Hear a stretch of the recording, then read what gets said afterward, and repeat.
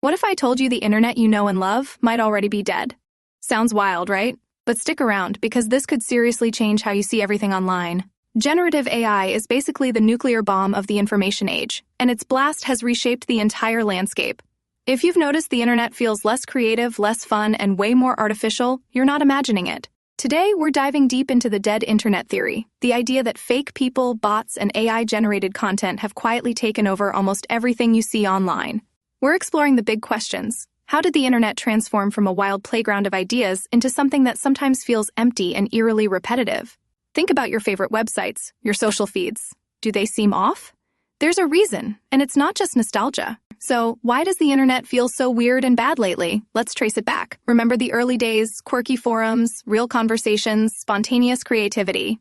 Now, a lot of that vibrancy is gone. The dead internet theory claims a coordinated effort is at play, replacing organic human voices with algorithmically generated noise. And with the rise of AI, that shift has gone into hyperdrive. Twitter, for example, is often cited as ground zero. Some even call it a dead platform filled with fake people. Have you felt like you're just yelling into the void?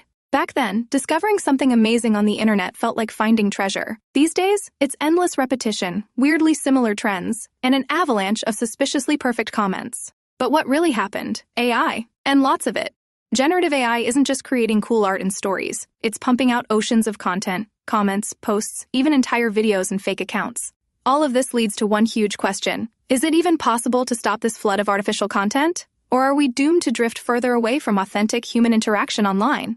Now, this isn't just a quirky conspiracy for Reddit threads. If true, the implications are massive. What if everything you see is curated or even written by bots, not people? And if that's the case, how do we even know what's real anymore? Are your friends online really people, or just part of an algorithm's clever design?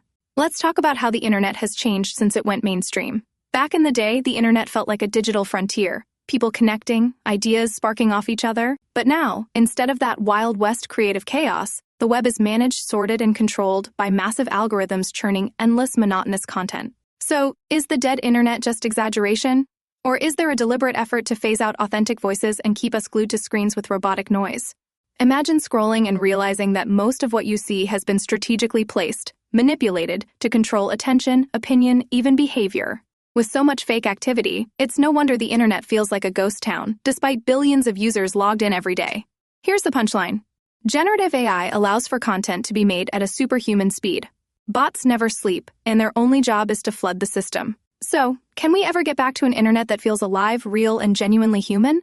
Or is the era of authentic online interaction gone for good? Drop your thoughts in the comments. Do you feel the internet has changed for the worse? And do you think we'll ever get back to that creative golden age? And hey, if you love unpacking wild theories and the weird corners of tech, make sure you subscribe so you never miss a deep dive like this one. Let's wrap up. The dead internet theory raises a chilling possibility that most of our digital world isn't human, but powered by bots and algorithms working behind the scenes. So, next time you scroll, ask yourself, is what I'm seeing really real? And more importantly, can we reclaim the internet for ourselves, or is it too late?